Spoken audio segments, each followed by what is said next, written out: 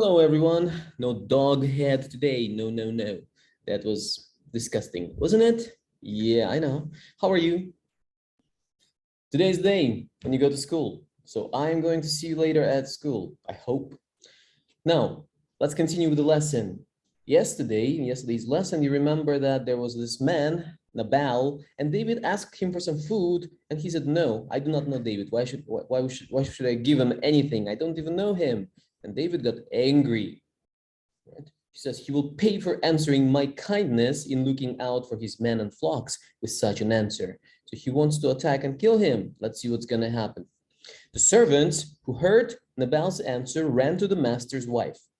"Mistress Abigail, both you and all of us are in mortal danger," said the servant. "David sent messengers to our master Nabal, but he insulted them instead of answering his request. His men never mistreated us when we were in the field. In truth, they were a wall around us, and we never lost any of the flock. Nabal is such a haughty man that none can talk to him. Consider what you can do, otherwise disaster is over the entire household." And this is Nabal's wife. She's beautiful with long eyelashes, isn't she? Yeah.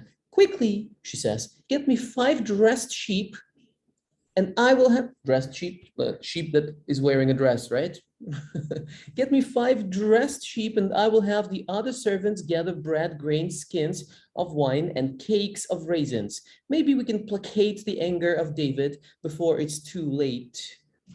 And so they take all those things, food and sheep, and go to meet David.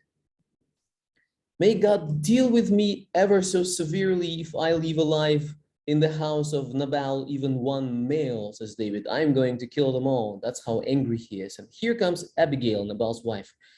"Let the blame for this incident be on me alone," she said. "Pay no attention to Nabal. He's just like his name, fool." His name, Nabal, means fool. And he is a fool, just like his name. I wonder what kind of a parent would give fool as a name to their child. Weird. "Please forgive your servant's offense and accept these gifts. When the Lord has done for you every good thing he promised, don't have this on your conscience, the burden of needless bloodshed." Yes, this bloodshed is needless. And that's what she's saying. You don't have to kill anyone, just forgive and forget. Forgiveness is so great. "Praise the God of Israel that he sent you to me," says David. "If you had not come quickly, Nabal and all males with him would have been put to death. You may go home in peace. We accept your offering," said David.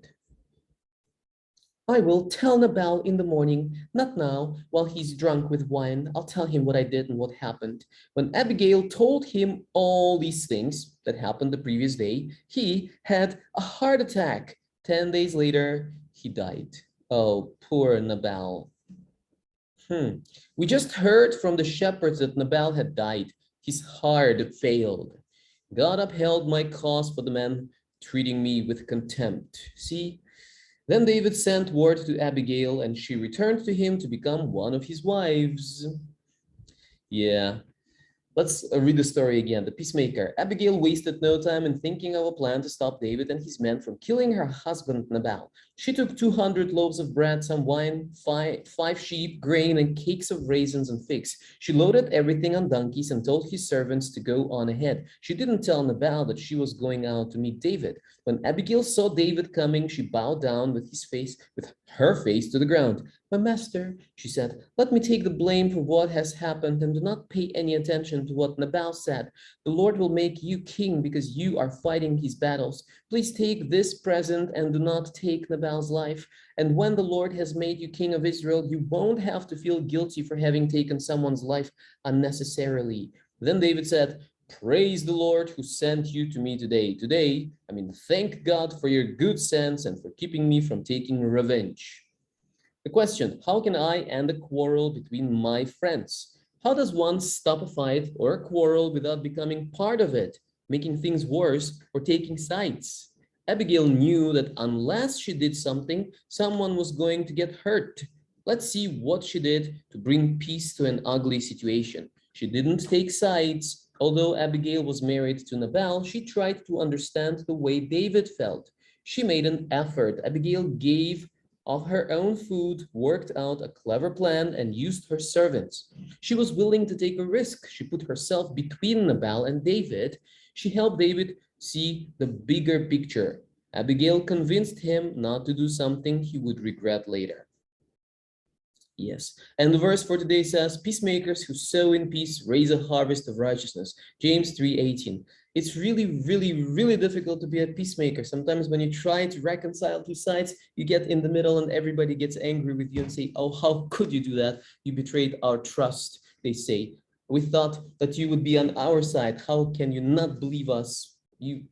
We cannot be friends anymore. Sometimes that happens when you try to help people to get reconciled, when you try to be a peacemaker. Doesn't mean that we shouldn't. Yes, of course we should, because peacemakers would be blessed by God. Just like Abigail was blessed by God.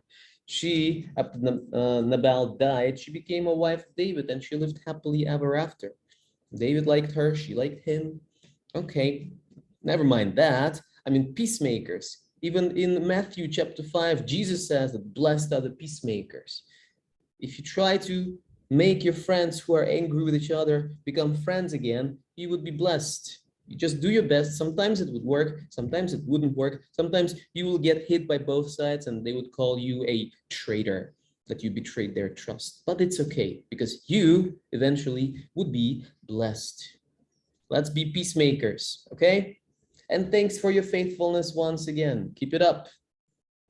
I'll see you at school. See ya.